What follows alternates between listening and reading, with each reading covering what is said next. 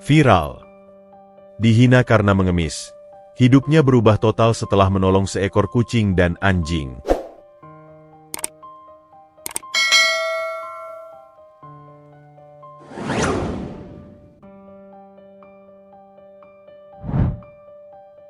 Langit kota Cempaka menjelang sore selalu sama, kelabu, berat, dan dipenuhi suara kendaraan yang menderu-deru tak henti.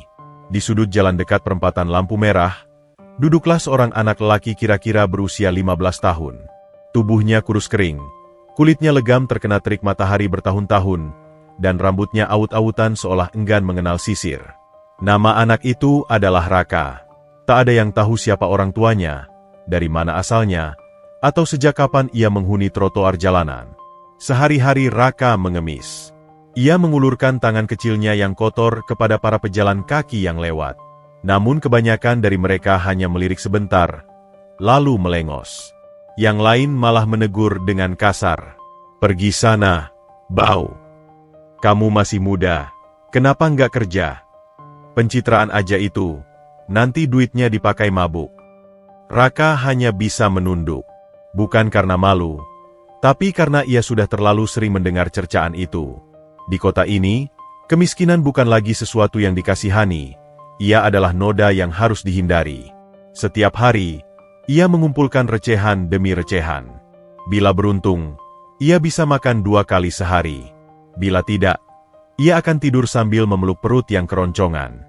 Tidurnya pun tak pernah nyaman, beralaskan kardus bekas dan beratap langit. Kadang polisi datang untuk mengusir, kadang preman mengambil sisa uangnya, kadang ia hanya bisa lari ke gang sempit yang gelap dan basah. Namun yang paling menyakitkan bagi Raka bukanlah kelaparan atau dingin malam. Yang menyakitkan adalah rasa ditolak. Ia merasa hidupnya tidak berarti apa-apa. Ia hidup, tapi tidak diakui. Pernah suatu sore, Raka mencoba menawarkan jasa menyemir sepatu di bawah jembatan penyeberangan. Seorang pria berdasi datang, lalu duduk di bangku kecil milik Raka. Dengan senang, Raka mulai menyemir. Tapi baru setengah jalan, pria itu menendangnya. "Sepatuku malah jadi lebih kotor. Dasar bodoh." Raka terhuyung dan jatuh ke trotoar. Kuas semirnya terlempar. Tak hanya itu, pria itu meludahinya sebelum pergi tanpa membayar. Orang-orang hanya menonton. Ada yang tertawa kecil, ada yang menggeleng pelan, tapi tak satu pun yang menolong. Seolah penderitaan Raka adalah tontonan umum. Sebuah adegan dalam lakon yang sudah basi. Malam itu, Raka duduk di pojokan pasar yang sepi. Di sampingnya, kantong plastik berisi sepotong roti basi yang ia temukan di tong sampah. Ia mencoba memakannya, tapi perutnya malah melilit. Ia memuntahkan kembali semuanya, lalu menangis. Tangisan sunyi, tanpa suara. Air matanya mengalir bersama hujan yang mulai turun gerimis. "Kenapa aku hidup?" bisiknya. "Kalau memang gak ada yang mau nerima aku." Malam itu, Raka memutuskan sesuatu yang mengubah segalanya. Ia tidak tahu kemana akan pergi, tapi ia tidak ingin lagi berada di kota yang hanya memberinya luka.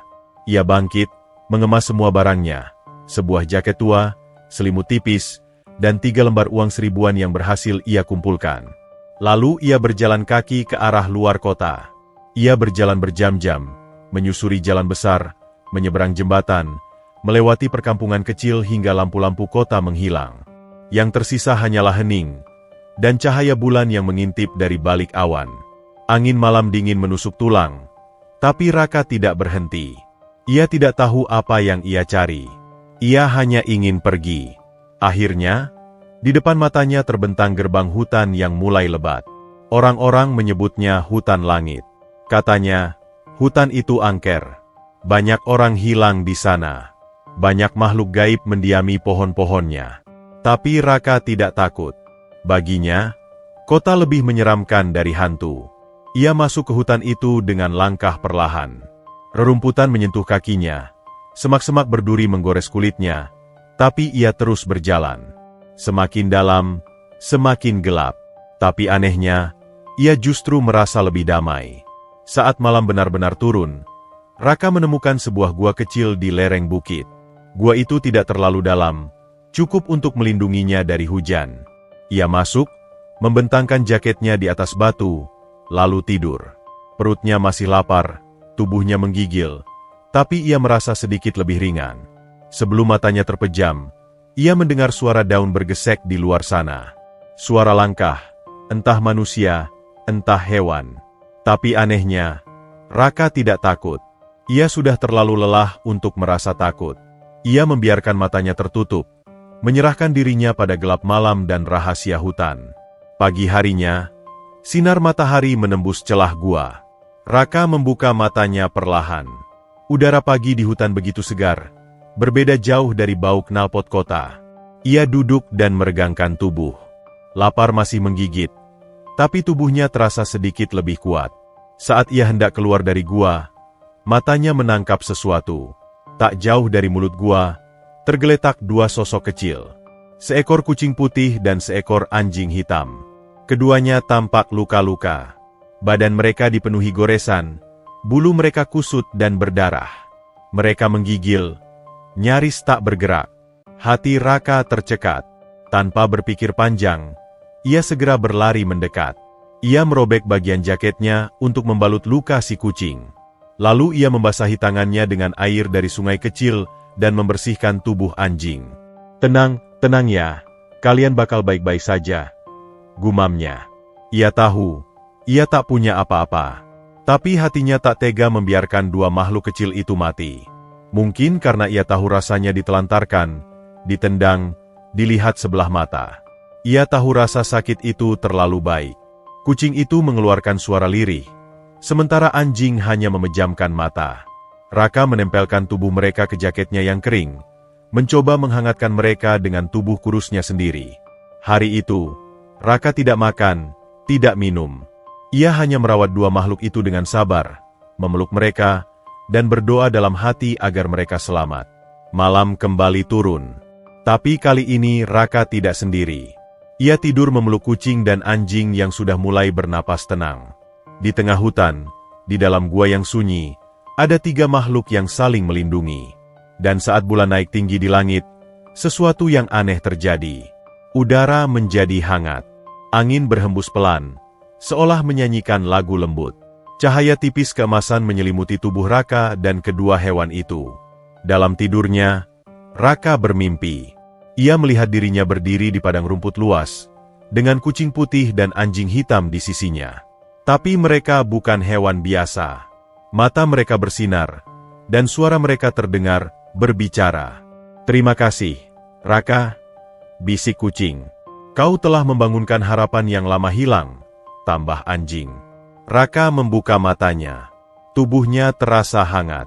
Dan untuk pertama kalinya sejak bertahun-tahun, ia tersenyum. Pagi itu, mentari menyusup pelan di balik dedaunan lebat hutan langit. Sinar emasnya menghangatkan tanah yang lembab dan kabut tipis masih menari-nari di antara batang pohon. Di dalam gua kecil yang tersembunyi oleh semak rimbun, Raka terbangun dari tidur panjangnya. Ia masih belum yakin apakah suara kucing dan anjing yang berbicara malam itu hanya mimpi. Tapi satu hal yang nyata, kedua hewan itu kini tampak jauh lebih sehat. Kucing putih itu menjilat kakinya, duduk anggun meski masih tampak lelah. Anjing hitam di sisi lain sudah mulai berdiri dan berjalan pelan ke arah pintu gua, menggoyangkan ekornya dengan lemah. "Pagi," bisik Raka sambil tersenyum. "Kalian masih hidup, ya?" Kucing itu menatapnya lama. Matanya bersinar lembut seperti bulan. Anjing itu menggonggong kecil, suara yang lebih seperti sapaan daripada ancaman. Raka terdiam sejenak, lalu meraih sepotong roti basi terakhir dari sakunya. Ia tidak makan sejak kemarin, tapi ia mengoyak roti itu jadi dua dan meletakkannya di depan kedua makhluk itu. "Aku nggak punya apa-apa lagi, tapi kalian boleh makan duluan." Kucing dan anjing itu tidak langsung melahap makanan. Mereka hanya menatap Raka dengan tatapan yang sulit dijelaskan, bukan tatapan hewan biasa. Seperti penuh rasa hormat. Namun akhirnya, mereka menyantap roti itu perlahan, dan Raka hanya duduk sambil memandangi mereka. Hari itu, Raka memutuskan untuk menjelajahi bagian hutan yang lebih dalam. Ia tidak tahu kemana hendak pergi, tapi ia tahu ia tak bisa selamanya hidup di dalam gua. Ia menggendong si kucing putih di dalam jaketnya, sementara si anjing berjalan mengikuti di belakang. Hutan langit tidak seperti yang orang-orang ceritakan.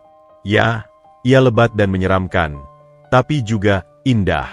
Suara burung-burung saling bersahutan, cahaya matahari menembus dedaunan seperti lukisan hidup, dan angin berbisik seperti suara nenek yang meninabobokan cucunya. Namun tak lama kemudian, suasana berubah. Raka mulai menyadari bahwa mereka melewati batas yang tak tampak oleh mata manusia, semacam wilayah baru di dalam hutan. Udara menjadi berat, suara burung menghilang, dan yang paling mencolok, semua pohon di sekitar tampak jauh lebih besar, lebih tua, dan lebih sepi.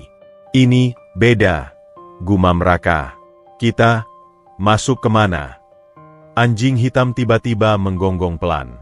Kucing putih mendesis halus, lalu menatap Raka dengan mata tajam, seolah hendak memperingatkan. Tapi sebelum Raka bisa mundur, tanah di bawahnya tiba-tiba bergoyang. Seakan ada sesuatu yang bergerak di bawah tanah. Sebuah akar pohon raksasa melilit pergelangan kakinya, menariknya ke dalam semak. Aha! Raka terjatuh. Tapi sebelum ia bisa terseret lebih jauh, si anjing hitam melompat dan menggigit akar tersebut.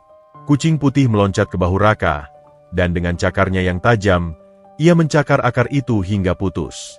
Raka terengah-engah. Akar itu kembali ke tanah dan menghilang seolah tak pernah ada. Apa itu tadi? Tanya Raka panik. Kucing putih mengendus tanah. Anjing hitam menggeram pelan. Kita nggak sendirian di sini, gumam Raka. Mereka terus berjalan, lebih hati-hati kali ini. Hutan itu seolah hidup. Bukan sekadar pohon dan tanah, tapi makhluk. Ada suara-suara kecil dari balik semak, gerakan di atas dahan, dan bisikan-bisikan yang tak bisa dijelaskan. Tapi anehnya, mereka tidak diserang lagi. Seperti ada sesuatu yang mengamati mereka, tapi memilih membiarkan mereka lewat.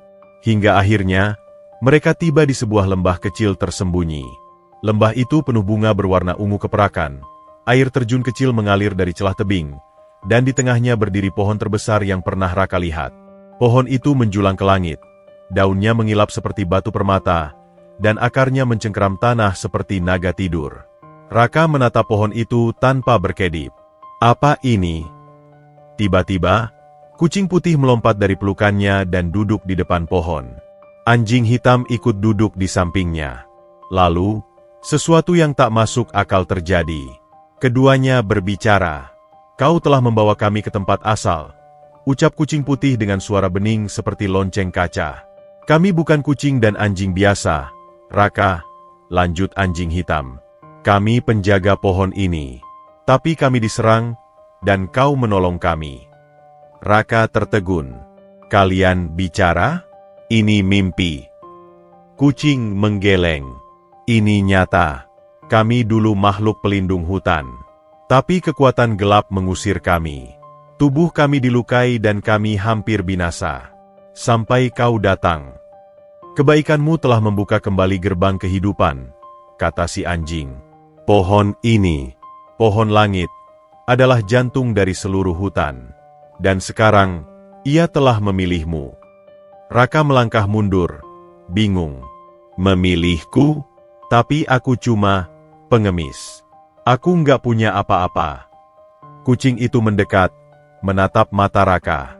Kau punya yang tak dimiliki orang-orang kota, hati yang tidak mati, keikhlasan, keberanian. Itulah yang dibutuhkan oleh hutan ini. Anjing hitam menambahkan, kini, kami ingin kau tinggal di sini. Belajar dari kami. Menjadi penjaga hutan. Penjaga hutan. Raka terdiam lama.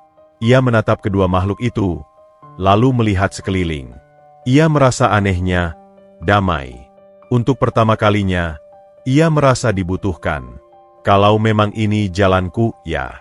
Aku mau belajar, ucapnya pelan. Langit di atas mereka bersinar terang. Pohon langit bergetar perlahan. Daunnya berjatuhan pelan seperti salju cahaya. Raka berdiri di tengah cahaya itu, dan tubuhnya terasa hangat. Bukan hanya tubuhnya, tapi hatinya juga. Luka-luka masa lalunya perlahan larut. Hari itu, Raka menjadi bagian dari hutan langit. Selama beberapa hari berikutnya, Raka tinggal di lembah tersembunyi. Kucing putih memperkenalkan dirinya sebagai Aruma, dan anjing hitam sebagai Koru. Mereka bukan makhluk biasa, mereka adalah roh penjaga. Dalam wujud hewan, mereka bisa melindungi wilayah ini. Tapi selama mereka terluka, kekuatan jahat yang disebut bayangan hitam mulai merasuki hutan, merusak pohon dan membangkitkan akar-akar jahat yang menyerang siapa saja. Aruma mengajarkan Raka bahasa hutan, cara memahami suara daun, langkah semut, dan arah angin. Koru mengajarkan Raka untuk bertahan hidup, berburu makanan, dan membaca jejak. Namun yang paling mengejutkan, pohon langit perlahan memberikan kekuatan pada Raka. Ia mulai mampu mendengar bisikan tanah, memahami suara binatang, bahkan menyentuh air dan membuatnya bersinar. Ini bukan sihir. Ini adalah kehidupan yang murni, kata Aruma. Dan hanya mereka yang hatinya bersih yang bisa menerimanya, tambah Koru. Tapi tidak semua berjalan tenang. Aruma memperingatkan bahwa bayangan hitam tahu Raka telah menolong mereka. Dan kekuatan itu akan mencarinya. Makin lama Raka tinggal di lembah, makin dekat ancaman itu datang. Kau harus bersiap, ucap Koru. Hutan ini akan membutuhmu. Suatu malam, saat Raka tengah duduk di tepi sungai, ia melihat langit berubah warna. Awan merah mengendap di cakrawala. Tanah bergetar. Pohon-pohon mendesah gelisah. Koru muncul di sampingnya. Dia datang lebih cepat dari yang kita duga. Siapa? Tanya Raka. Dia yang menebar bencana di hutan. Yang pernah menjadi manusia, tapi kini adalah makhluk kegelapan. Aruma muncul dari balik semak. Dan dia mengenalmu, Raka.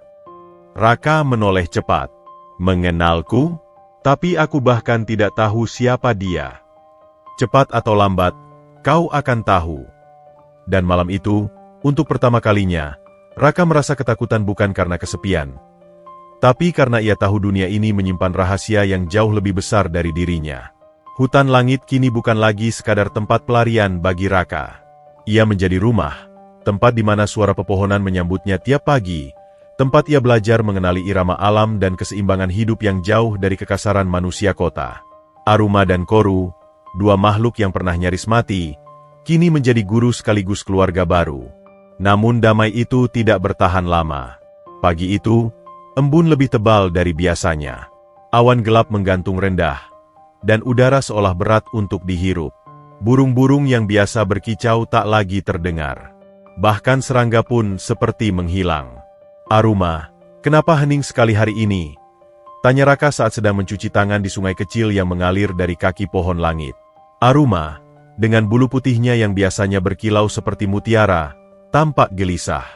Ia duduk diam di atas batu, menatap ke arah timur. Langit memberi isyarat. Bayangan itu mulai masuk ke wilayah suci. Koru mendekat, membawa seikat akar hutan yang baru dipetik. Pohon langit mengirim mimpi pada kami tadi malam. Sebuah peringatan. Raka menoleh, wajahnya tegang. Apa yang kalian lihat? Api, jawab Koru pendek. Dan suara tawa. Aruma melanjutkan dengan suara pelan namun mantap. Bayangan hitam telah menemukan jejakmu, Raka. Dan ia tidak suka seseorang sepertimu merusak rencananya. Seseperti aku, maksud kalian, karena aku manusia. Koru menggeleng, karena kau berhati. Hari itu, mereka bertiga memutuskan untuk menyusuri batas-batas lembah suci. Raka telah mulai terbiasa mendengar bisikan angin dan membaca arah dari bayangan matahari di daun-daun. Ia merasa lebih kuat dari sebelumnya, bukan karena fisiknya, tapi karena ia merasa dilihat oleh hutan ini, diterima. Namun di perbatasan lembah, mereka menemukan sesuatu yang tak biasa. Pohon-pohon terbakar sebagian, bukan oleh api biasa, tapi seperti hangus dari dalam. Tanahnya retak, dan aroma busuk seperti darah basi menusuk hidung. Dia melewati sini, bisik Aruma, bulu tubuhnya berdiri semua. Bayangan itu menebar racun. Koru mendekat tanah yang menghitam. Dengan moncongnya, ia mengendus dan bergumam. Bukan dia sendiri. Ia bawa makhluk-makhluk kecilnya. Raka tertegun. Makhluk kecil. Bayangan tidak pernah datang sendirian, jawab Aruma. Ia mengubah makhluk hutan biasa menjadi pengikutnya. Binatang, serangga, bahkan ranting-ranting pun bisa hidup dalam kehendaknya. Raka menatap ke arah pepohonan yang makin rapat. Hatinya bergemuruh. Kalau begitu, kita harus melindungi lembah ini. Dan lebih dari itu, Koru menambahkan, kau harus mulai belajar melindungi dirimu. Hari-hari berikutnya dihabiskan untuk pelatihan. Aruma mengajari Raka bagaimana menggunakan suara alam untuk menyembunyikan kehadirannya, bagaimana mendengar nada-nada halus dari air dan tanah yang bisa memperingatkan bahaya. Koru mengajarkan teknik bertahan, membuat jebakan sederhana dari akar dan daun, dan melatih refleksnya untuk bertahan dari serangan mendadak. Namun, satu sore yang mendung, latihan mereka terganggu. Dari balik semak, muncul suara desis yang tak biasa. Bukan suara ular, bukan juga suara serangga. Ini seperti napas. Jangan bergerak, bisik Koru. Dari semak itu, keluar makhluk aneh. Seekor musang hutan, tapi tubuhnya kurus, matanya merah menyala, dan seluruh tubuhnya tertutup luka hitam. Nafasnya menguap seperti asap, dan di sekitar kakinya, tanah perlahan membusuk. Musang, Raka menelan ludah. Tapi kenapa begitu? Itu musang yang dikutuk. Sudah menjadi bagian dari bayangan hitam, jawab Aruma. Jangan dekati. Musang itu mencium keberadaan mereka. Ia tak bersuara, tapi langkahnya cepat dan langsung menyerang. Koru melompat menghadang, menggigit tubuh musang itu dan melemparkannya ke pohon. Tapi musang itu bangkit lagi, meski tulangnya terdengar patah. Aruma melesat, cakar tajamnya menggores mata musang itu. Namun luka itu malah mengeluarkan kabut hitam dan musang itu mengaum dengan suara mengerikan. Raka, kau harus bantu, teriak Aruma. Tapi aku nggak punya senjata. Gunakan hatimu, seru Koru. Raka menutup matanya. Ia mengingat semua yang telah ia pelajari. Suara air, bisikan pohon, napas angin. Ia menaruh tangannya ke tanah dan fokus. Sejenak, ia merasa jantung hutan berdetak bersama miliknya. Tiba-tiba, akar-akar kecil merambat dari balik semak, seperti menjawab panggilan hatinya. Mereka menyatu dengan tangan Raka, dan dengan gerakan pelan, Raka mengangkat tangannya ke arah musang. Akar-akar itu bergerak seperti tali hidup, melilit tubuh musang yang sedang melompat ke arah Koru. Dengan gemetar, Raka mengunci tangannya, dan akar itu mengencang, membekap musang hingga ia menjerit dan akhirnya diam. Berubah menjadi abu hitam dan menghilang di tiup angin. Raka terdiam, nafasnya memburu. Aku nggak percaya aku bisa. Aruma mendekat dan meletakkan kepalanya di lutut Raka. Kau telah memanggil kehidupan, Raka. Itu kekuatan langka. Koru mengangguk. Tapi itu juga membuatmu lebih terlihat oleh sang bayangan. Raka menggenggam tanah. Aku tidak akan lari. Malam itu, langit seperti luka. Awan merah pekat bergulung. Dan dari kejauhan, suara lolongan panjang terdengar. Suara yang tidak berasal dari binatang manapun. Dia tahu, ucap Aruma. Kau sudah mulai bisa memanggil kekuatan pohon langit. Raka duduk bersandar di akar raksasa pohon itu. Lalu, apa langkah kita selanjutnya? Menemui dia lebih dulu, jawab Koru. Sebelum dia datang dan menghancurkan semuanya. Aruma menatap langit dengan mata sayu. Ada tempat yang disebut batu tertutup. Di sanalah sisa-sisa roh penjaga dahulu berkumpul sebelum diserang bayangan. Kita harus ke sana. Kenapa? Tanya Raka. Karena di sana, rahasia tentang siapa bayangan hitam itu disimpan. Dan bagaimana menghentikannya. Raka mengepalkan tangan. Aku akan ikut. Perjalanan tidak akan mudah, bisik Koru. Tapi hidup di jalanan juga tidak pernah mudah, jawab Raka dengan mantap. Kalau aku bisa bertahan di dunia manusia yang kejam, aku juga bisa bertahan di hutan yang memanggilku. Keesokan harinya, mereka bersiap.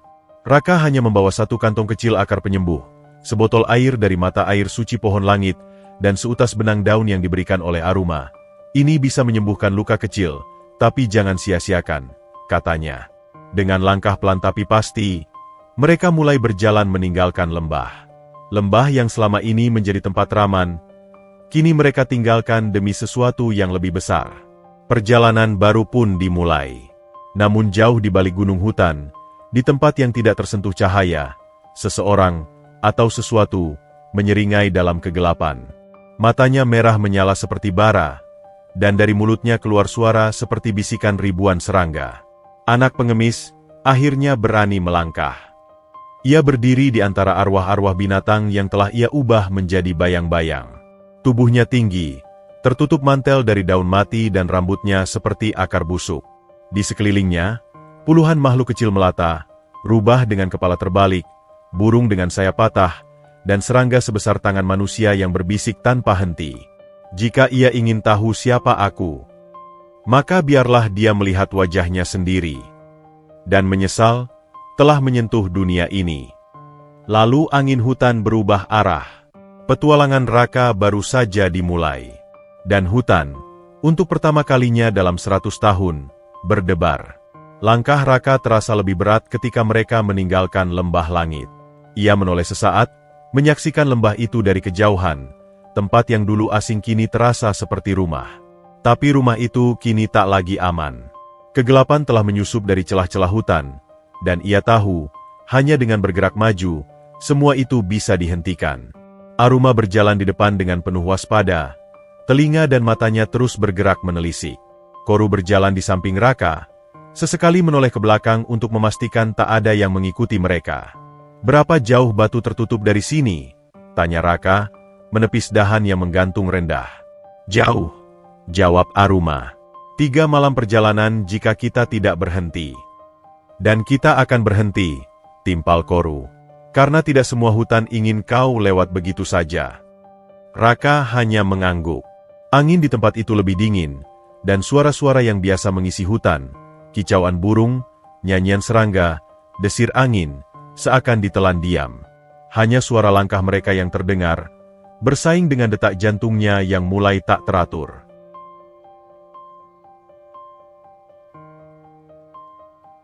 Malam pertama, mereka beristirahat di bawah naungan pohon berbentuk payung besar dengan batang menggembung dan cahaya kehijauan yang merembes dari kulitnya. Pohon itu disebut warna senyap, pohon langka yang hanya tumbuh di jalur roh hutan. Raka duduk memeluk lutut, menatap api kecil yang dibuat dari ranting daun kering. Ia menatap api itu lama, membayangkan bayangan wajah orang-orang kota, orang-orang yang pernah menendangnya, mencacinya, menyebutnya tak berguna. Kini, ia berjalan dalam hutan, bersanding dengan 2 makhluk luar biasa, menghadapi musuh yang bahkan tidak pernah dia bayangkan ada. "Kau berpikir tentang masa lalu?" tanya Koru, menyusupkan kepala besarnya ke sisi Raka. Raka mengangguk pelan.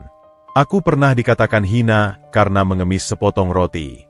Tapi sekarang aku merasa seperti sedang mengemis kepada hutan agar memberiku kekuatan." Aruma yang sedang duduk di dahan pohon menimpali, mengemis dengan hati, bukan dengan mulut. Dan hutan tidak buta seperti manusia.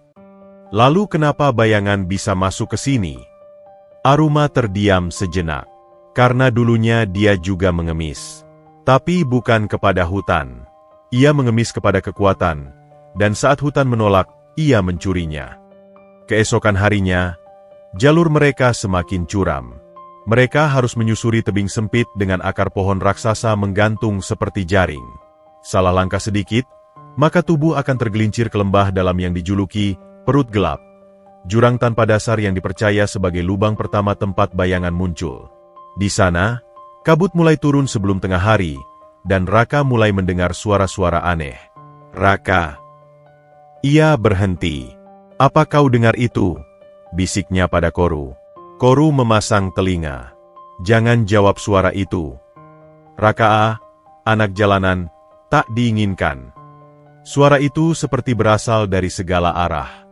Kadang dari depan, kadang dari balik daun, kadang dari dalam telinga sendiri. "Mereka adalah bisikan," jelas Aruma. "Bayangan mengirim mereka untuk melemahkan tekadmu." Raka memejamkan mata dan menguatkan langkah. Ia tahu suara itu berasal dari luka-luka lama di hatinya. Suara ayah yang meninggalkannya di pasar. Suara orang dewasa yang menendangnya saat mengemis. Suara tawa anak-anak yang melemparkan batu ke arah kepalanya. Tapi sekarang ia punya suara lain. Suara Aruma yang bijak. Suara Koru yang tenang. Suara air sungai di lembah langit. Dan suara hatinya sendiri yang berkata, "Kau bukan sampah." Hari ketiga, mereka akhirnya mencapai dataran tinggi yang penuh batu-batu raksasa berserakan, seperti potongan langit yang jatuh ke bumi. Udara lebih tipis di sini, dan warna pepohonan mulai berubah menjadi merah kecoklatan. Di tengah dataran itu, berdiri sebuah batu besar seperti menara miring, ditumbuhi lumut dan akar tua yang membelit seperti naga tidur. "Itu batu tertutup?" Raka bertanya kagum. "Ya," jawab Aruma pelan. "Tapi tidak semua bisa masuk." "Apa maksudmu?" "Batu itu tidak dibuka oleh tangan, tapi oleh pengakuan." Koru berjalan mendekat dan duduk di depan batu itu, matanya terpejam. Aruma menyuruh Raka duduk dan melakukan hal yang sama. "Letakkan tanganmu di permukaan batu dan biarkan ia membaca jiwamu," bisik Aruma. Raka memejamkan mata, tangannya menyentuh batu dingin itu. Seketika, matanya seperti tertarik ke dalam pusaran cahaya. Ia berdiri di tengah pasar. Tapi bukan pasar hutan, ini adalah pasar kota, tempat pertama ia ditinggalkan. Orang-orang berlalu lalang, semua wajah terlihat kabur. Tapi satu anak kecil duduk di pinggir jalan, tubuhnya kurus, baju compang-camping, tangan kecilnya terbuka mengemis. "Itu aku," bisik Raka. Anak itu menangis. Tiba-tiba, dari kerumunan datang sosok tinggi berjubah hitam. Wajahnya kosong, matanya kosong. Ia duduk di samping anak itu. "Apa kau ingin berhenti sakit?" tanya sosok itu. "Iya," jawab sang anak. "Maka buanglah hatimu." Sang anak menoleh ragu. Apa yang akan menggantikannya? Kekuatan. Raka berteriak, "Jangan!" Tapi anak itu sudah menyerahkan hatinya. Sebuah bola kecil bercahaya yang mencuat dari dadanya, lalu menghilang ke tangan sang bayangan. Seketika dunia berubah. Langit jadi gelap, pasar meledak dalam api, dan orang-orang menjerit. "Itu masa lalu bayangan," bisik suara Aruma entah dari mana. Dia juga anak yang ditinggalkan. Tapi dia memilih membenci dunia. Raka membuka mata. Batu tertutup mulai bergetar. Retakan kecil muncul di permukaannya, dan dari dalam, semburat cahaya lembut menguar. Pintu batu perlahan terbuka. Di dalamnya, gua batu kecil menyimpan patung-patung tua, singa bersayap, rusa bermata tiga, dan manusia setengah pohon. Di tengah-tengah, sebuah meja batu dan lingkaran cahaya yang memutar pelan. "Ini adalah ruang ingatan," kata Aruma. "Roh-roh penjaga pernah berkumpul di sini." Raka mendekat ke lingkaran cahaya, dan di sana terlihat gambaran, bayangan saat masih anak-anak, belajar pada roh-roh pohon, tumbuh penuh harapan, lalu dikhianati oleh manusia yang menebang hutan, membakar pohon suci, dan akhirnya mengusirnya. "Ia berbalik melawan dunia bukan karena ia dilahirkan jahat," kata Koru perlahan, "tapi karena dunia tidak memberinya tempat." Raka merasakan simpati aneh muncul dalam dirinya. Lalu, apakah ia masih bisa diselamatkan? Aruma menoleh padanya dengan pandangan dalam. "Itu tergantung pada seberapa kuat hatimu. Karena hati adalah satu-satunya yang tidak bisa ditaklukkan oleh bayangan, kecuali jika kau menyerah." Tiba-tiba, gema menggelegar dari luar. Tanah berguncang. Batu-batu jatuh dari langit-langit gua. "Dia tahu kita di sini," seru Koru. Cahaya lingkaran itu menegang, dan sebuah simbol menyala, seperti daun yang terbakar tapi tidak hancur. Simbol itu pindah ke dada Raka, menyatu ke kulitnya seperti tato cahaya. Aruma dan Koru menatapnya dengan gentar. "Kau telah dipilih sebagai pelindung." Raka gemetar. "Apa maksudnya?" "Mulai sekarang, kau adalah bagian dari hutan. Kau bukan hanya manusia yang pernah dihina. Kau adalah suara yang akan mengingatkan bayangan bahwa tidak semua luka harus berubah menjadi kebencian." Guncangan makin kuat. Di luar, langit telah berubah merah darah. Kabut hitam mulai menjalar ke dataran tinggi. Raka menatap keluar gua, kemudian menatap Aruma dan Koru. "Kita lawan bersama," katanya. Dan mereka pun bersiap. Karena malam berikutnya bukan hanya akan membawa gelap, tapi juga ujian bagi semua cahaya yang pernah tumbuh dalam hati mereka. Angin berputar keras di dataran tinggi saat Raka melangkah keluar dari batu tertutup. Langit yang sebelumnya kelabu kini menjadi merah kehitaman, seperti luka terbuka di angkasa. Awan menggumpal berat, dan dari arah timur, kabut hitam menyapu puncak pohon seperti ombak yang menghantam bibir pantai. Dia datang, gumam Aruma. Bayangan tahu batu tertutup telah memilih pelindung baru. Raka menatap tangannya, masih berpendar cahaya hangat dari simbol daun yang tertanam di dadanya. Tapi di balik kehangatan itu, ia bisa merasakan dingin yang merayap perlahan. Rasa takut, rasa tidak cukup. Tapi ia tahu, ia tak punya pilihan selain bergerak maju. Apa yang harus kita lakukan? Tanya Raka. Pertama, kita harus keluar dari dataran ini, jawab Koru. Tempat ini terlalu terbuka. Kita harus membawa cahaya itu ke jantung hutan. Dan itu berarti melewati zona liar. Timpal Aruma sambil mengencangkan ikat kain di lehernya. Kabut hitam itu semakin dekat, menyelimuti pepohonan dan menghapus warna kehidupan. Apapun yang tersentuh menjadi layu, kering, dan gugur. Suara gemetar ranting terdengar seperti bisikan terakhir pohon-pohon tua. Perjalanan menuju zona liar adalah perlombaan melawan waktu. Mereka menuruni jalur curam melalui akar-akar pohon besar yang menggantung di tebing. Setiap langkah terasa seperti pertaruhan, karena satu kesalahan bisa membuat mereka jatuh ke lembah di bawah yang telah ditelan kabut. Apa sebenarnya kabut itu? Tanya Raka di sela-sela napasnya. Ia bukan hanya kabut, jawab Aruma. Ia adalah roh-roh yang telah dikorupsi oleh bayangan. Dulu mereka menjaga hutan, tapi kini mereka kehilangan wujud dan hanya menjadi kehampaan. Dan mereka lapar, kata Koru. Lapar akan cahaya. Lapar akan hatimu. Raka menggenggam dadanya. Ia bisa merasakan hawa dingin dari kejauhan, dan suara-suara yang tak asing mulai berbisik kembali di telinganya. Kau bukan siapa-siapa. Kenapa mereka memilih kau? Kucing dan anjing itu hanya boneka. Mereka tak peduli padamu. Ia menunduk, menggelengkan kepala, tapi bisikan itu tetap menyusup seperti racun. Raka, ingat ini, ucap Aruma dengan tajam. Suara-suara itu tumbuh dari luka. Tapi luka yang tidak dibersihkan akan bernanah dan menyebar. Hadapi mereka, tapi jangan beri mereka makan. Mereka akhirnya tiba di tepi zona liar, wilayah paling berbahaya di hutan yang bahkan ditakuti oleh roh penjaga. Pohon-pohonnya lebih besar, daunnya seperti bilah-bilah kaca, dan akar-akar menjuntai dari langit seperti cakar raksasa. Kita harus menyeberang sebelum malam, ujar Koru. Jika tidak, kita akan terjebak bersama mereka. Mereka. Penyesal, bisik Aruma. Makhluk yang dulunya manusia atau roh, tapi terjebak dalam penyesalan mereka sendiri. Mereka bukan jahat, hanya hancur. Raka menarik napas dalam. Setiap langkah di zona liar seperti berjalan di atas kenangan sendiri. Ia melihat bayangan dirinya kecil muncul di balik semak, menatapnya dengan mata penuh luka. Di sisi lain, terdengar suara tangisan, suara seorang perempuan yang memanggil nama Raka dari kejauhan. Ibu. Ia hampir terhenti. Namun Koru cepat menariknya. Itu bukan ibumu. Tapi itu ingatan.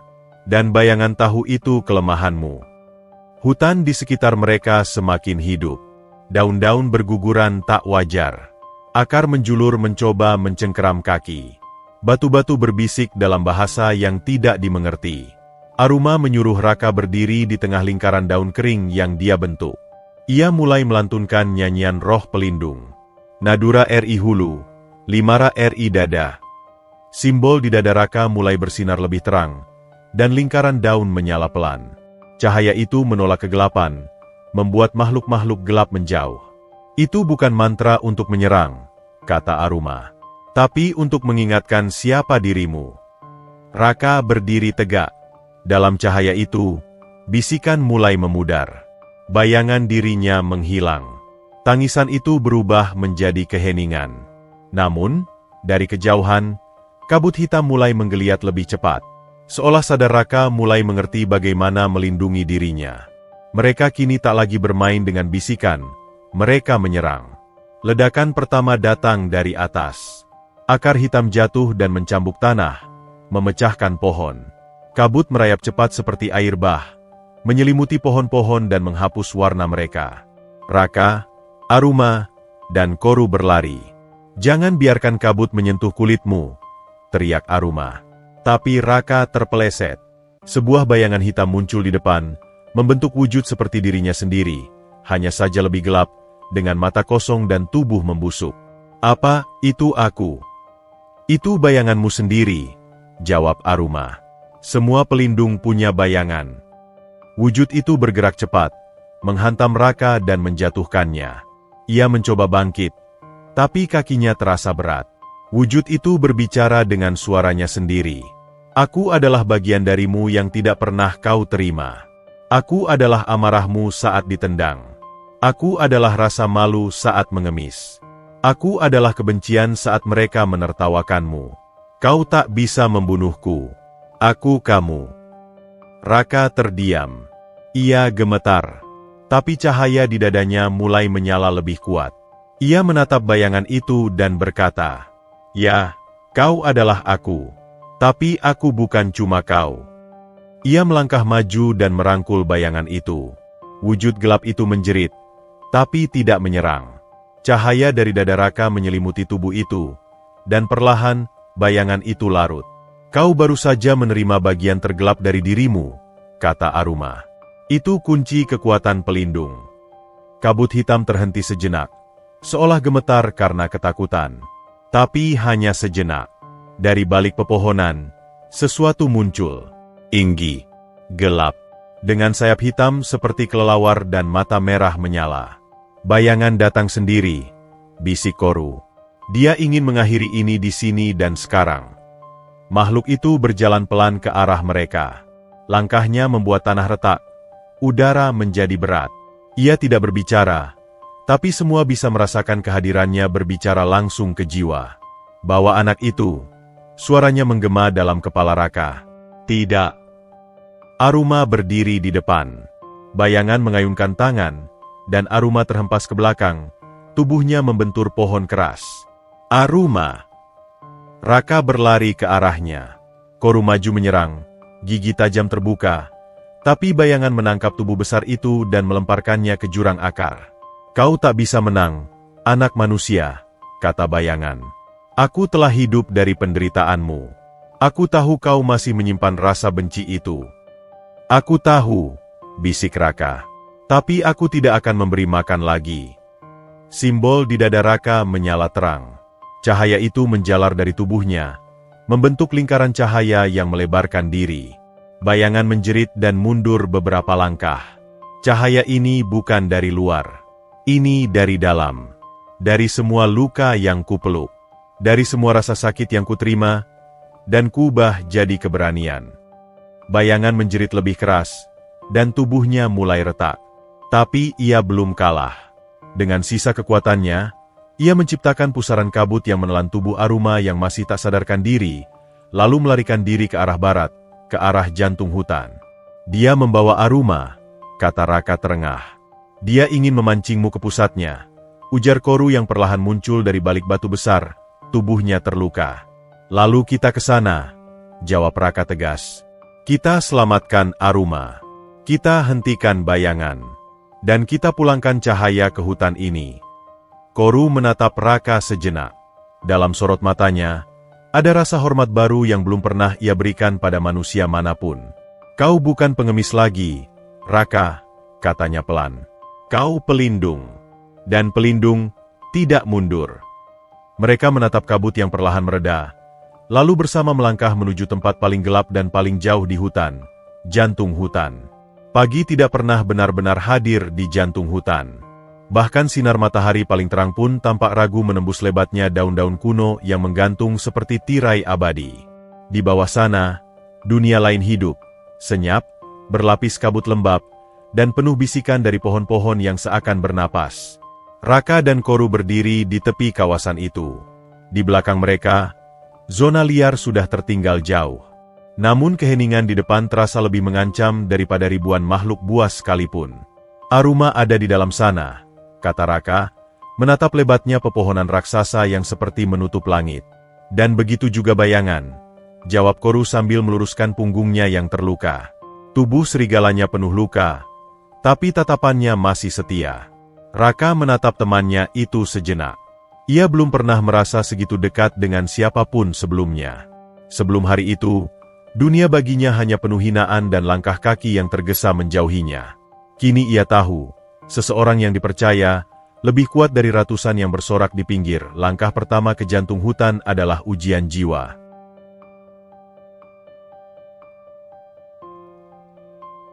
Begitu kaki Raka menyentuh tanah lembab di dalam kawasan itu, angin mendadak berhenti. Pepohonan di sekeliling mereka seperti melongokkan kepala, mengamati siapa yang datang. Tanah bergumam, bukan dengan suara, tapi dengan getaran yang menyentuh langsung ke dada. "Kau merasa itu?" tanya Raka. "Ya," Koru mengangguk. "Itu suara akar. Mereka bicara." "Apa yang mereka katakan?" Koru menunduk. Telinganya yang tajam mendengar lebih dari manusia biasa. "Mereka menyesal. Mereka ingat Aruma. Mereka tahu dia pernah menyelamatkan mereka di masa lalu. Tapi sekarang, mereka hanya bisa menyampaikan duka." Duka. Jantung hutan telah dibelah oleh bayangan. Raka menggigit bibirnya. Setiap langkah ke dalam seperti menyusuri luka terbuka. Pohon-pohon besar dipenuhi goresan hitam, dan anggrek liar yang dulu mekar kini kering dan mencemaskan. Aroma bunga telah terganti oleh bau darah dan abu. Mereka tiba di sebuah celah besar di tanah, menganga seperti rahang naga purba. Dari dalamnya, kabut keluar perlahan, meliuk seperti ular malas yang menunggu mangsa. Raka tahu, Aruma ada di dalam sana. "Ini pasti pusatnya," gumam Raka. Bayangan menyembunyikan dirinya di bawah akar-akar tua, jelas Koru. Tapi ia tak bisa menghapus jejaknya. Setiap tempat yang dia sentuh, mati. Mereka menuruni celah itu dengan hati-hati. Dindingnya penuh akar besar seperti lorong hidup yang menggeliat jika disentuh. Kadang terdengar suara anak kecil tertawa. Kadang suara langkah kaki di belakang. Tapi saat mereka menoleh, tak ada siapapun. "Raka," suara Koru mendadak tegas. "Apapun yang kamu lihat, jangan percaya." Tapi tak semua ilusi mudah diabaikan. Ketika mereka hampir mencapai dasar, Raka berhenti. Di hadapannya, ia melihat dirinya sendiri, tapi bukan bayangan seperti sebelumnya. Ini Raka yang mengenakan pakaian mewah, duduk di singgasana, dikelilingi orang-orang yang berlutut dan memujinya. "Lihat siapa dirimu, jika kau serahkan saja cahaya itu," bisik sosok itu. "Kau bisa punya kekuatan, kemuliaan.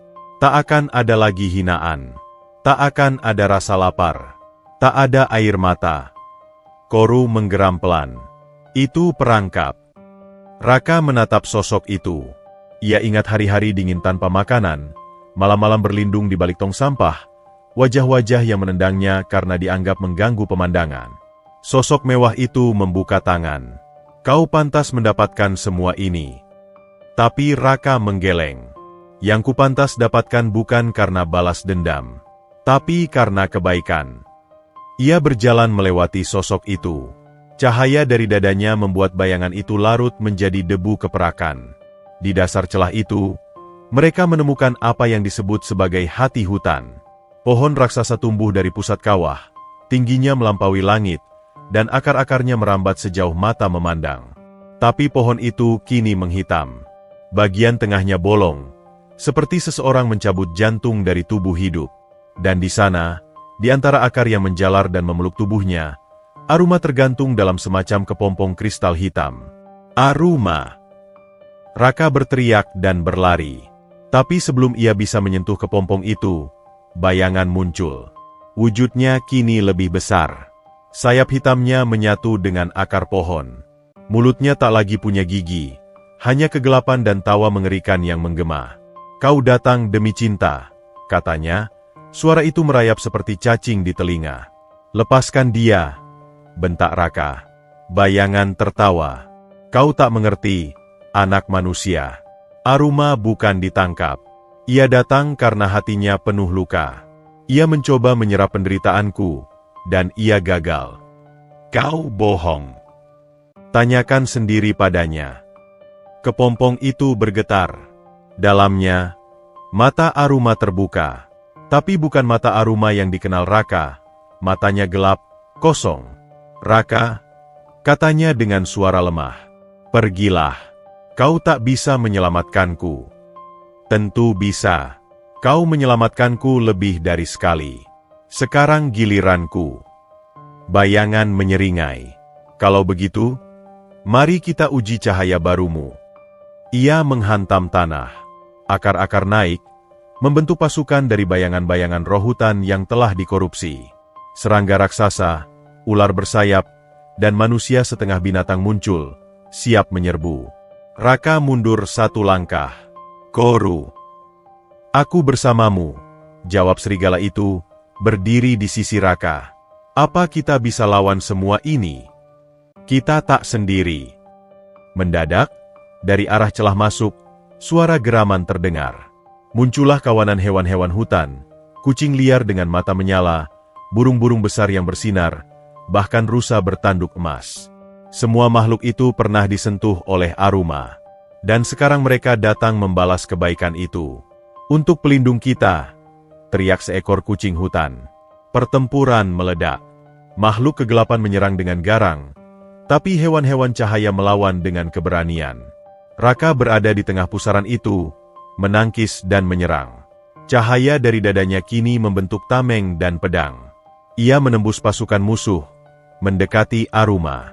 Tapi bayangan menghalangi. Kau ingin menyelamatkannya? Maka hadapi aku. Tapi bukan dengan kekerasan.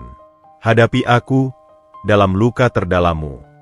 Bayangan menempelkan tangannya di dada Raka. Dan Raka terlempar. Ia tidak lagi di hutan. Ia kembali menjadi bocah kecil, berdiri di bawah hujan, menggigil, mengemis roti basi di pasar. Orang-orang berjalan cepat melewatinya. Beberapa mencibir. Ada yang menendang kalengnya. Ada yang tertawa. Kau tak berharga, kata suara bayangan. Tapi dari sudut jalan, seekor kucing kecil menghampiri. Lalu seekor anjing tua. Mereka tidak menertawakan. Mereka hanya duduk, menemaninya. Raka menangis. Kalian teman pertamaku. Cahaya mulai muncul lagi. Ia bangkit, dan dunia ilusi runtuh. Kembali ke realitas, Raka membuka matanya. Ia menerjang bayangan dengan pelukan. Kau adalah semua rasa sakitku, tapi aku tak akan melawannya dengan benci. Bayangan menjerit, tubuhnya bergetar, dan mulai pecah. Dari retakan itu, cahaya putih keluar. Aruma terjatuh dari kepompong hitam, dan ditangkap Koru. Raka, gumamnya. Raka tersenyum. Bayangan akhirnya meledak dalam cahaya, dan hawa dingin yang menyelimuti jantung hutan mulai mencair. Pohon raksasa itu perlahan kembali berwarna, dan akar-akar berhenti menggeliat. Hari itu, hutan menghembuskan napas lega. Dan Raka, yang dahulu pengemis, kini berdiri sebagai penyelamat hutan. Bukan karena kekuatannya, tapi karena hatinya. Aruma membuka matanya perlahan. Awalnya semuanya putih, lalu buram, lalu perlahan wajah-wajah mulai membentuk. Koru yang mengendus-endus pelipisnya, dan Raka yang duduk bersimpuh dengan mata merah, campuran antara lega dan takut. Aku, hidup? Bisik Aruma, nyaris tak terdengar. Kau tidak hanya hidup, Raka menjawab pelan. Kau kembali. Aruma mencoba duduk, namun tubuhnya lemah.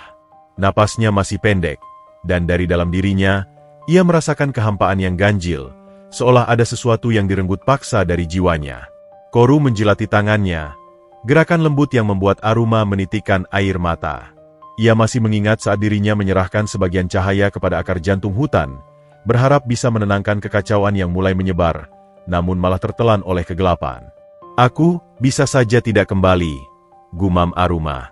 Tapi kau kembali, jawab Raka, karena kau tidak sendirian. Hutan di sekeliling mereka berubah. Tanah yang tadinya menghitam kini kembali menghangat. Akar-akar yang sebelumnya menjulang dan menjerat seperti ular, kini kembali merunduk, tenang dalam tidur panjangnya. Pohon raksasa di tengah kawah, hati hutan, bercahaya lembut dari dalam, seakan denyut jantungnya kembali berdetak. makhluk-makhluk hutan, dari yang kecil seperti kelelawar malam hingga rusa-rusa berkaki panjang, keluar dari persembunyian mereka. Mereka berkumpul di sekeliling Raka dan Aruma, memberi hormat diam-diam. Mereka mengingatmu, Aruma, kata Koru. Aku tidak layak. Aku menyerah waktu itu. Tidak, Raka memotong. Kau percaya bahwa menanggung penderitaan sendiri bisa menyelamatkan orang lain. Itu bukan menyerah. Itu pengorbanan. Aruma menunduk. Matanya berkaca. Kau menyelamatkan mereka, dan aku, lanjut Raka. Kau juga telah menyelamatkanku, jawab Aruma pelan, lalu memandang Raka dengan sorot baru di matanya. Mereka mendirikan tempat istirahat sementara di bawah kanopi daun besar yang melindungi dari rintik hujan sore. Aruma memeluk lututnya, menatap nyala api kecil yang dibuat dari ranting kering dan daun beraroma. Raka, katanya, apa kau tahu dari mana datangnya cahaya di dadamu itu? Raka menggeleng. Kupikir itu karena aku menolongmu. Atau mungkin karena aku tidak menyerah. Aruma mengangguk pelan. Kau memang tidak menyerah. Tapi cahaya itu bukan hanya milikmu. Itu bagian dari warisan para penjaga hutan. Penjaga hutan. Koru, yang duduk tak jauh, menjawab, ada banyak penjaga sebelummu, Raka. Tapi tidak semuanya manusia. Bahkan ada masa di mana seekor burung elang adalah pelindung utama hutan ini. Aruma menambahkan, dan semua pelindung itu memiliki satu hal yang sama. Mereka merangkul kelemahan dan melindungi yang terbuang. Raka terdiam lama. Ia teringat saat dirinya lapar, diguyur hujan, dicibir dan diusir dari pasar. Saat satu-satunya kehangatan datang dari seekor kucing dan anjing yang menemaninya tanpa pamrih. Jadi, karena itu aku terpilih. Bukan karena kau mengemis, jawab Aruma. Tapi karena kau tetap punya hati yang memberi, meski dunia terus mengambil darimu. Namun tidak semua hal kembali seperti semula. Malam itu, Aruma terbangun dari tidur pendeknya. Matanya berkeringat dingin. Ia memegangi dadanya. Ada denyut gelap yang samar, bekas dari waktu yang dihabiskannya di dalam kepompong bayangan. Raka melihatnya dari jauh. Kau masih merasakannya? Aruma mengangguk. Bayangan itu masih ada. Bukan di luar, tapi di dalam. Di sini. Ia menunjuk jantungnya. Koru berdiri, tubuhnya menegang. Kalau itu benar, maka kegelapan belum pergi sepenuhnya. Bayangan itu bukan sekadar makhluk, gumam Aruma. Ia adalah bentuk dari kesedihan dan dendam hutan selama berabad-abad. Ia hanya menunggu tempat untuk tumbuh kembali. Raka menatap Aruma penuh tekad. Kalau begitu kita harus mencegahnya. Kita harus menyembuhkan luka-luka itu. Aruma mengajak mereka ke bagian terdalam dari jantung hutan, tempat yang bahkan belum dijamah sejak pertempuran sebelumnya. Mereka menuruni lereng berbatu, menembus kabut ungu yang terasa berat. Di tengah sebuah lembah kecil, berdiri pohon yang tidak seperti lainnya. Batangnya bening, dan daun-daunnya seperti kaca tipis yang berkilau jika disentuh cahaya. Itulah pohon kenangan, kata Aruma. Setiap penjaga hutan akan meninggalkan sebagian memorinya di sana. Tapi pohon ini juga menyerap semua kenangan hutan, baik yang indah maupun yang penuh luka. Koru menunduk. Aku pernah dengar tentang ini. Pohon ini bisa menyembuhkan, tapi juga bisa memperlihatkan mimpi burukmu sendiri. Aruma berjalan mendekat dan menempelkan telapak tangan di batangnya. Seketika pohon itu menyala dari dalam. Bayangan wajah-wajah muncul di batangnya. Senyum anak kecil, tangisan ibu, kematian seekor rusa, pelukan antar makhluk. Lalu Raka melangkah mendekat. Saat ia menyentuh pohon itu, seolah seluruh kenangan hidupnya berputar di depan mata. Saat ditinggalkan, saat tidur di kolong jembatan, saat pertama kali menolong kucing dan anjing, saat ia tertawa bersama Koru, dan saat ia menangis di sisi Aruma. Pohon itu berbinar lebih terang. Aruma menatap Raka dengan takjub. Kau membangunkan pohon ini. Kau mengaktifkan kenangan seluruh penjaga yang tertidur.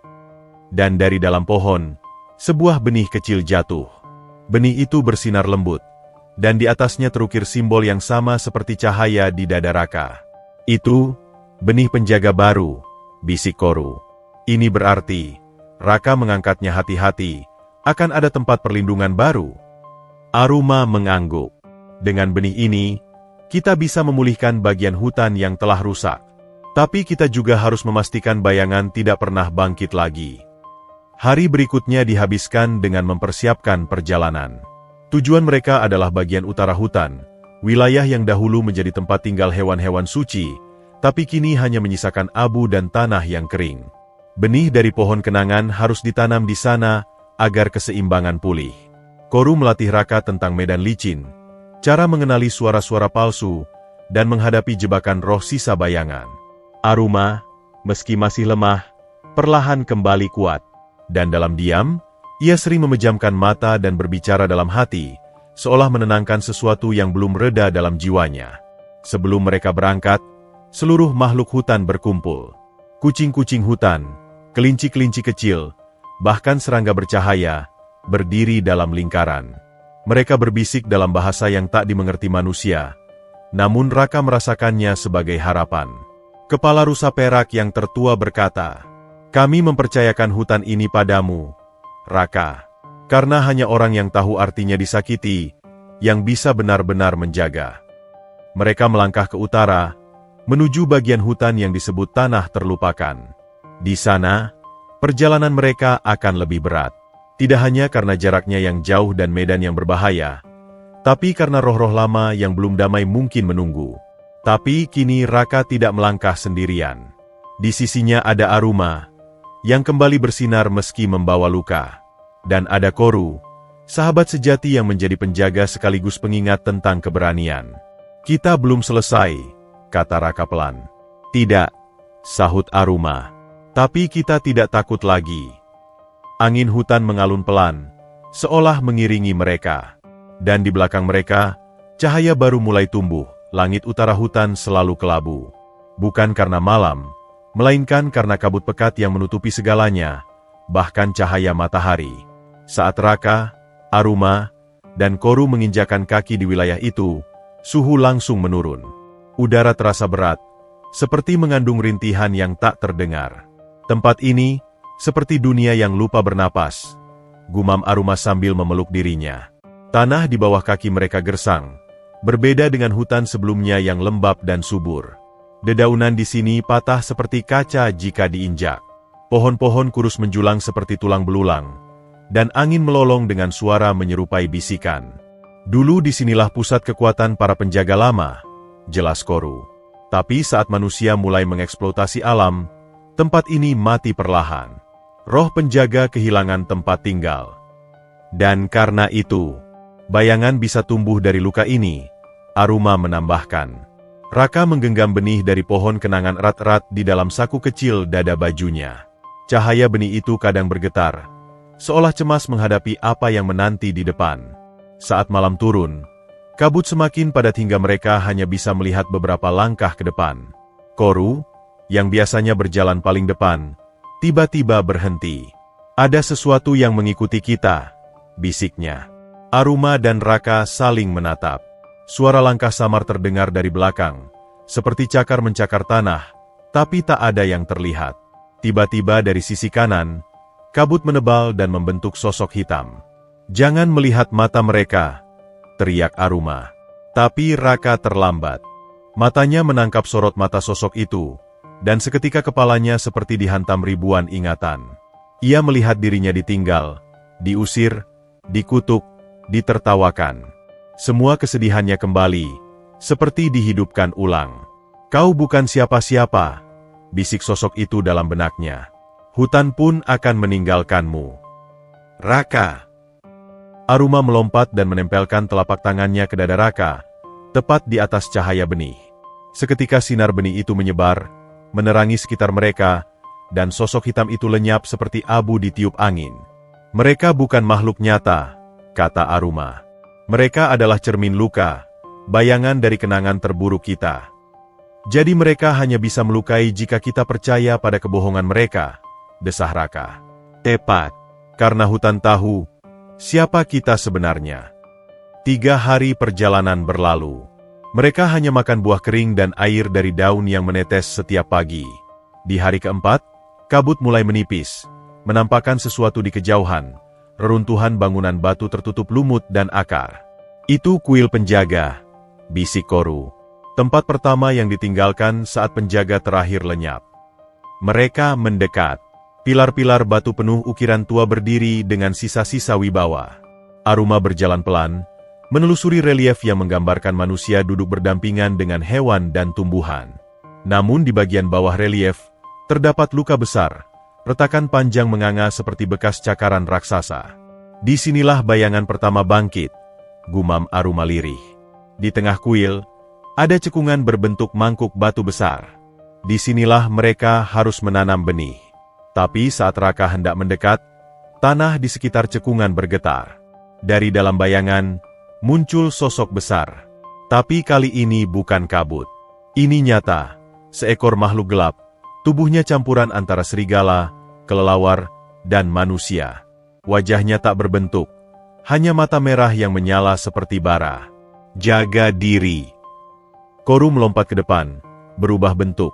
Tubuh kecilnya berpendar dan membesar, menjadi makhluk setengah harimau, dengan bulu yang menyala. Aruma mengangkat kedua tangan, membentuk pelindung cahaya di sekeliling Raka. Cepat, tanam benihnya, teriak Aruma. Raka berlari ke cekungan batu. Tanah berguncang, makhluk itu mengaum. Koru bertarung mati-matian, mencakar dan menghindar, tapi sosok gelap itu begitu kuat. Saat Raka sampai di cekungan, ia merogoh saku dan mengeluarkan benih. Tapi benih itu kini bergetar keras, seperti menolak. Kenapa? Kenapa kau tidak mau tumbuh? Raka panik. Karena kau ragu, teriak Aruma dari jauh. Benih ini tumbuh dari keyakinan dan penerimaan, bukan dari ketakutan.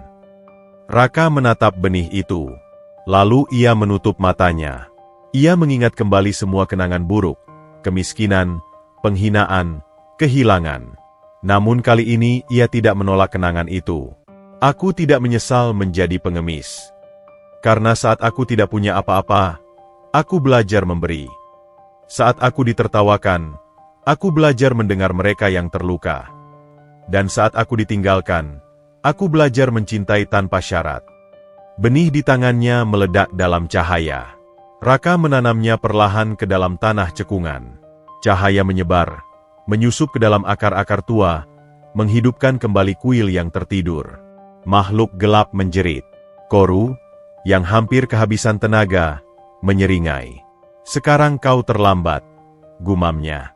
Akar bercahaya muncul dari tanah, membelit sosok hitam itu dan menariknya ke dalam bumi. Teriakan terakhirnya menggema, lalu hening. Aruma terduduk lemas. Raka mendekatinya, memeluknya erat.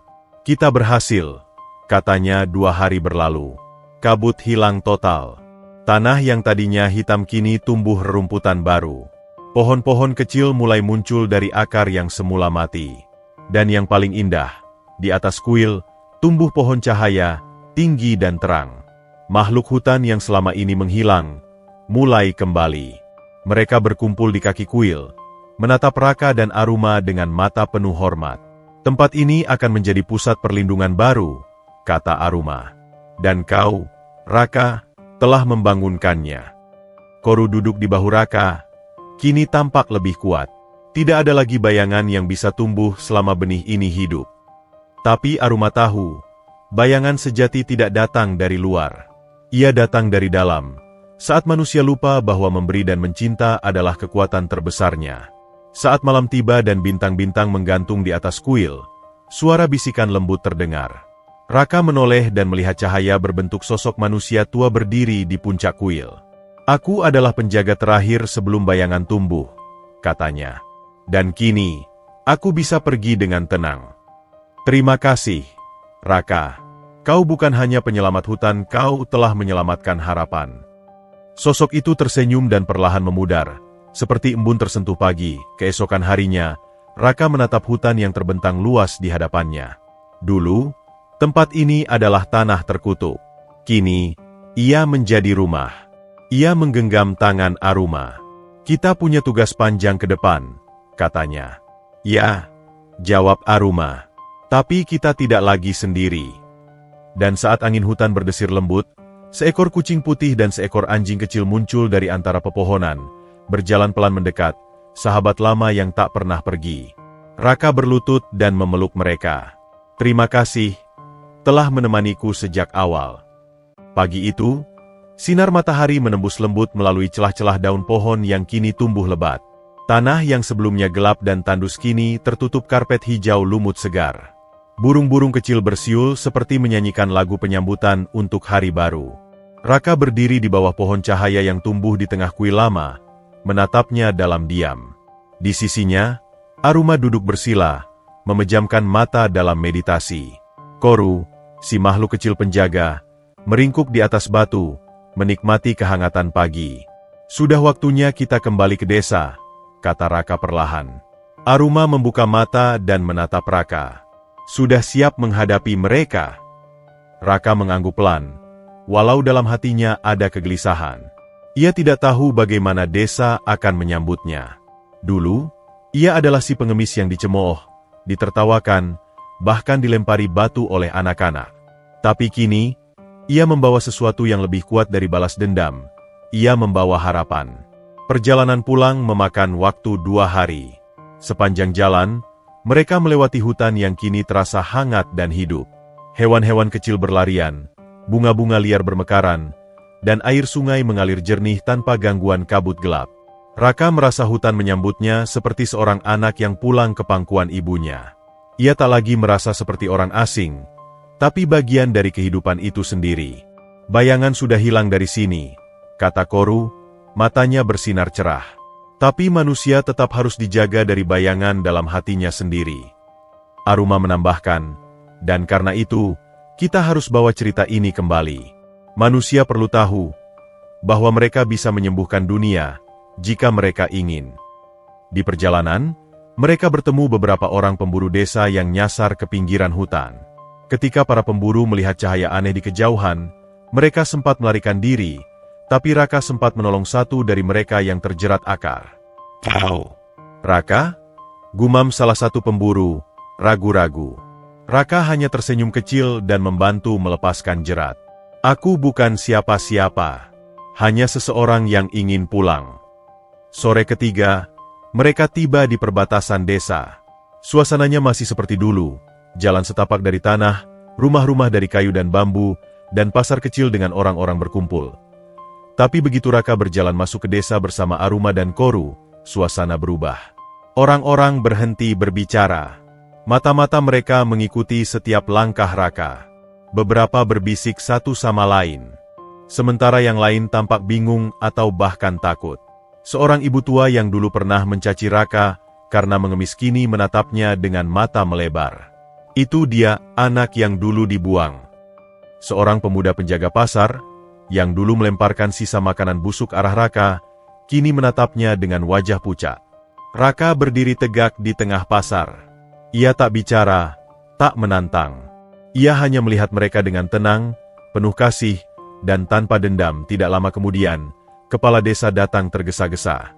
Wajahnya bingung, gugup, tapi juga penasaran. Ia menatap Aruma, lalu Koru, lalu menatap Raka penuh keraguan. "Kau masih hidup? Setelah semua itu?" tanyanya lirih. Raka mengangguk. "Saya kembali bukan untuk balas dendam. Saya datang karena desa ini perlu tahu bahwa hutan telah berubah, dan kita bisa berubah juga." Kepala desa menelan ludah. Ia mencoba berdiri gagah, tapi nada suaranya melembut. "Orang-orang bilang kau membawa kekuatan, bahwa cahaya muncul dari dalam hutan, dari tempat terlarang. Apa itu benar?" "Benar," jawab Aruma anggun. "Tapi kekuatan itu bukan berasal dari sihir atau senjata, tapi dari kasih yang tumbuh dalam luka." Raka melangkah maju dan membuka kantong kain kecil yang tergantung di pinggangnya. Ia mengeluarkan secuil tanah dari kuil dan menaruhnya di telapak tangan kepala desa. Tanah itu bersinar lembut. "Ini hidup," gumam kepala desa di antara kerumunan. Suara seorang lelaki tua terdengar lirih. Ia adalah Pak Tamin, mantan guru sekolah desa yang dulu ikut menyuruh Raka pergi karena dianggap pembawa sial. "Raka, dulu kami semua salah. Kami melihatmu hanya sebagai beban. Kami lupa bahwa anak kecil pun bisa menjadi penolong dunia. Ia berjalan tertatih mendekati Raka, lalu berlutut. Maafkan kami. Raka tertegun. Tak pernah ia bayangkan seseorang yang dulu mengusirnya akan berlutut di depannya. Tapi ia segera membungkuk dan membantu lelaki itu berdiri. Saya sudah memaafkan bahkan sebelum saya pergi. Suasana pasar menjadi haru. Beberapa mulai meneteskan air mata. Anak-anak kecil yang penasaran mulai mendekat, ingin menyentuh Koru dan Aruma. Di tengah kerumunan itu, tiba-tiba muncul dua sosok kecil berlari, seekor kucing putih dan seekor anjing berbulu coklat muda. Mereka melompat ke pelukan Raka, mengeong dan menggonggong girang. Orang-orang desa terkejut. Itu, hewan yang dulu selalu mengikuti dia, teriak seseorang. Kini hewan-hewan itu tidak tampak kumuh atau lapar. Bulu mereka bersih, mata mereka bersinar. Mereka tampak mulia. Aruma tersenyum. Itulah dua penjaga pertama yang melihat cahaya dalam diri Raka. Ketika semua manusia menolak, hewan-hewan ini tetap percaya. Hari itu menjadi awal perubahan besar. Raka tidak mengambil posisi pemimpin, tidak meminta jabatan atau penghargaan. Tapi ia menjadi jembatan antara hutan dan desa. Ia mengajarkan orang-orang cara merawat tanah, cara memahami suara angin, cara membaca aliran air dan mendengar tangisan pepohonan. Bersama Aruma dan Koru, ia membuat jalur-jalur pelindung dari desa ke hutan, menanam benih baru, dan membuka jalan bagi anak-anak desa untuk belajar tentang alam. Dalam beberapa bulan, panen meningkat, sungai tidak lagi kering, dan binatang kembali bermukim di sekitar desa tanpa takut. Orang-orang mulai menyadari, perubahan tidak datang dari luar. Ia datang dari keberanian seseorang untuk mencintai, bahkan saat dunia menolaknya. Suatu malam, Raka duduk di samping pohon besar yang tumbuh di tengah desa. Ia menulis sesuatu di sehelai daun lebar menggunakan arang hutan. Untuk siapapun yang merasa dibuang, tulisnya. Ketahuilah bahwa keberadaanmu tidak sia-sia. Bahkan jika dunia menutup pintu, selalu ada jalan terbuka di dalam hutan, di dalam hatimu. Jika kau bisa menolong meski tak ditolong, mencintai meski dibenci, memberi meski tak punya, maka kau adalah cahaya itu sendiri. Ia melipat daun itu dan menaruhnya di bawah batu dekat akar pohon. Kelak, siapapun yang menemukannya akan tahu bahwa dunia pernah diselamatkan oleh seorang pengemis, seekor kucing, dan seekor anjing. Raka tidak menjadi pahlawan yang diagung-agungkan. Ia tetap sederhana, mengenakan pakaian dari serat hutan dan berjalan tanpa alas kaki. Tapi kehadirannya mengubah ribuan hati. Aruma menetap di desa untuk mengajar anak-anak membaca cahaya. Koru kembali menjadi penjaga kecil yang kadang muncul, kadang hilang, tapi selalu ada saat dibutuhkan. Dan dua sahabat setia, si kucing dan si anjing, tidak pernah jauh dari sisi Raka. Mereka duduk di sebelahnya setiap pagi, seolah berkata, "Kami percaya padamu, bahkan saat kau belum percaya pada dirimu sendiri." Beberapa bulan setelah kembalinya Raka ke desa, suasana menjadi lebih damai. Hutan dan manusia mulai hidup berdampingan. Namun seperti daun yang gugur meski musim belum berganti, ada tanda-tanda tak terlihat yang mulai mengusik keseimbangan. Pagi itu, Raka sedang duduk di bawah pohon cahaya di tengah desa ketika Aruma datang dengan wajah murung. Di tangannya, ia memegang sepotong kulit binatang dengan tanda merah melingkar seperti mata. "Apa ini?" tanya Raka. "Simbol dari suku Bayang Utara," jawab Aruma pelan.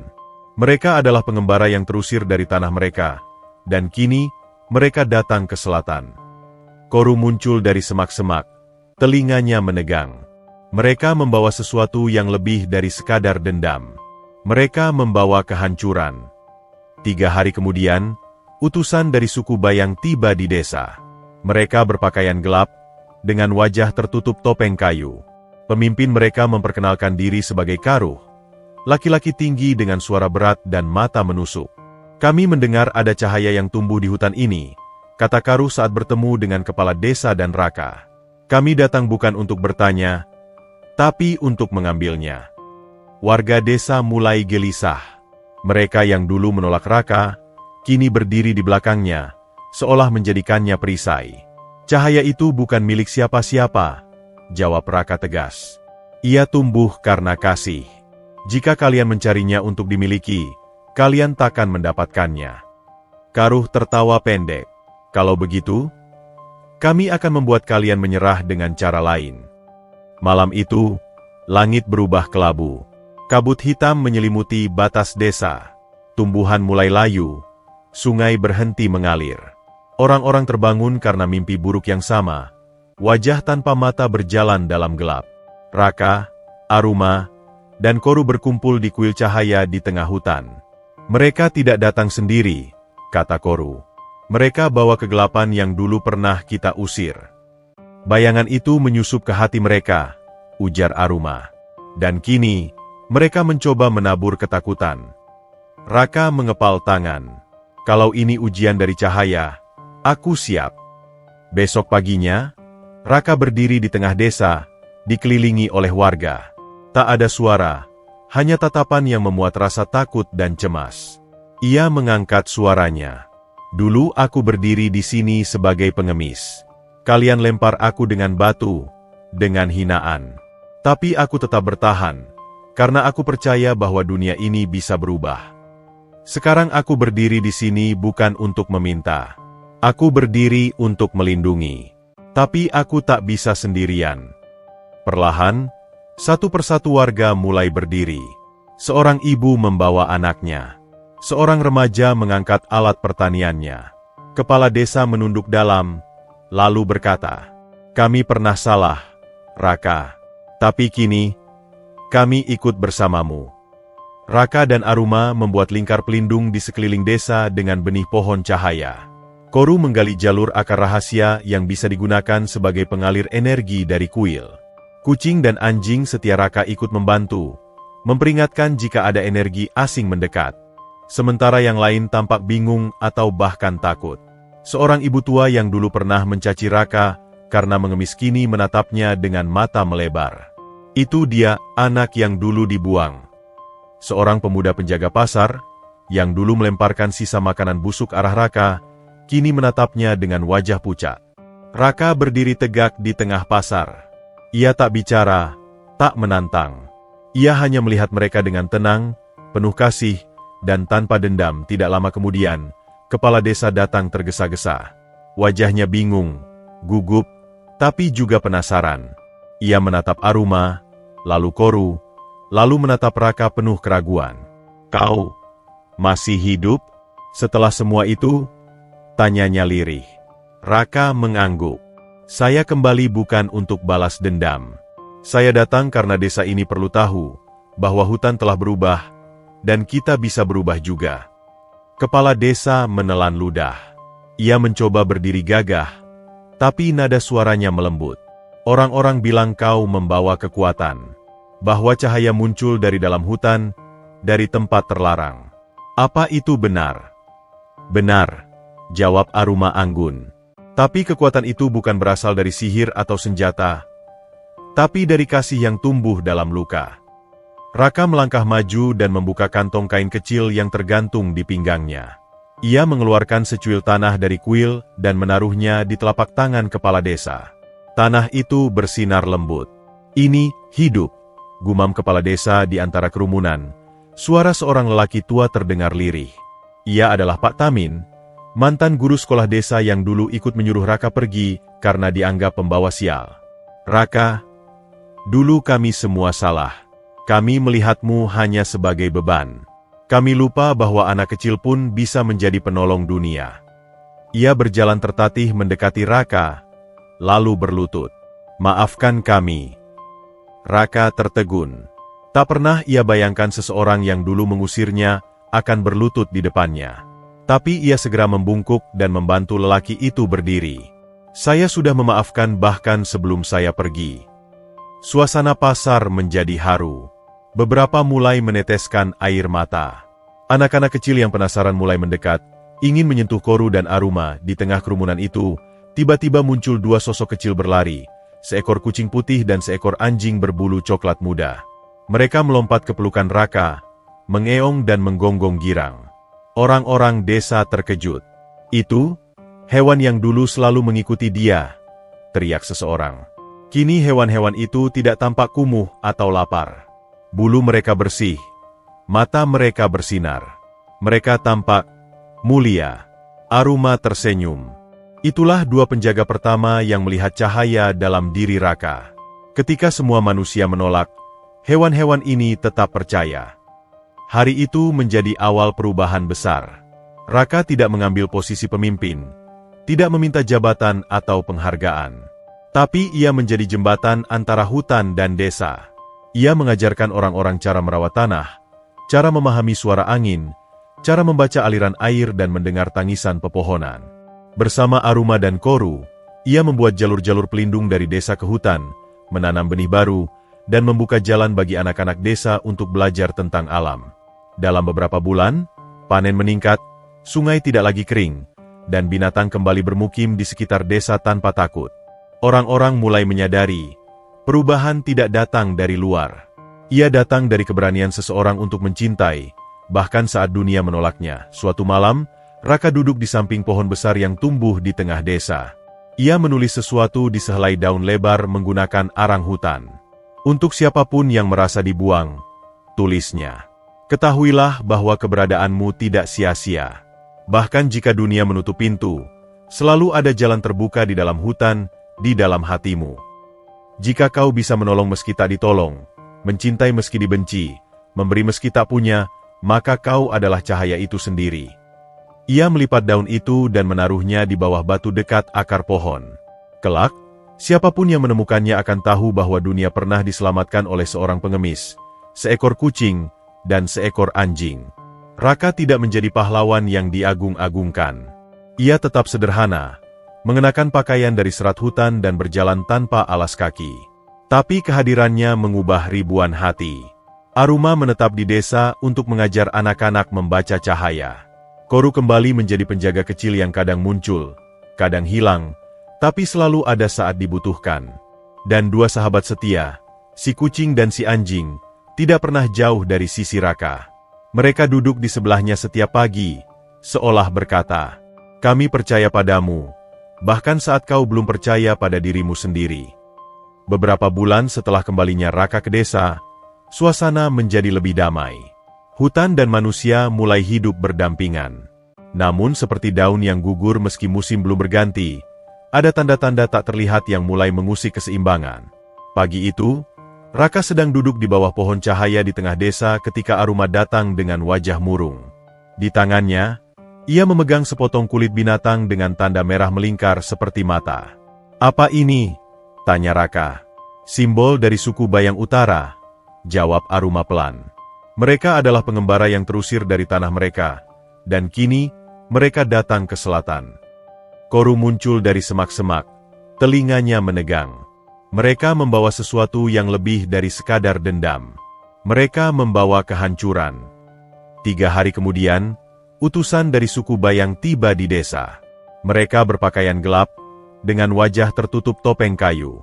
Pemimpin mereka memperkenalkan diri sebagai Karuh, laki-laki tinggi dengan suara berat dan mata menusuk. "Kami mendengar ada cahaya yang tumbuh di hutan ini," kata Karuh saat bertemu dengan kepala desa dan Raka. "Kami datang bukan untuk bertanya, tapi untuk mengambilnya." Warga desa mulai gelisah. Mereka yang dulu menolak Raka, kini berdiri di belakangnya, seolah menjadikannya perisai. "Cahaya itu bukan milik siapa-siapa," jawab Raka tegas. "Ia tumbuh karena kasih. Jika kalian mencarinya untuk dimiliki, kalian takkan mendapatkannya." Karuh tertawa pendek. "Kalau begitu, kami akan membuat kalian menyerah dengan cara lain." Malam itu, langit berubah kelabu. Kabut hitam menyelimuti batas desa. Tumbuhan mulai layu. Sungai berhenti mengalir. Orang-orang terbangun karena mimpi buruk yang sama. Wajah tanpa mata berjalan dalam gelap. Raka, Aruma, dan Koru berkumpul di kuil cahaya di tengah hutan. "Mereka tidak datang sendiri," kata Koru. "Mereka bawa kegelapan yang dulu pernah kita usir." "Bayangan itu menyusup ke hati mereka," ujar Aruma. "Dan kini, mereka mencoba menabur ketakutan."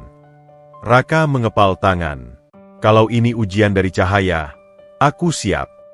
Besok paginya, Raka berdiri di tengah desa, dikelilingi oleh warga.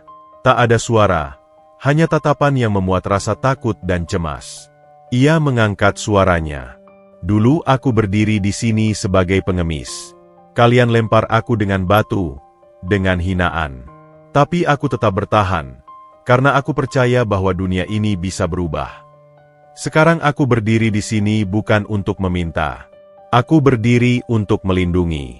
Tapi aku tak bisa sendirian. Perlahan, satu persatu warga mulai berdiri. Seorang ibu membawa anaknya. Seorang remaja mengangkat alat pertaniannya. Kepala desa menunduk dalam, lalu berkata, "Kami pernah salah, Raka. Tapi kini, kami ikut bersamamu." Raka dan Aruma membuat lingkar pelindung di sekeliling desa dengan benih pohon cahaya. Koru menggali jalur akar rahasia yang bisa digunakan sebagai pengalir energi dari kuil. Kucing dan anjing setia Raka ikut membantu, memperingatkan jika ada energi asing mendekat.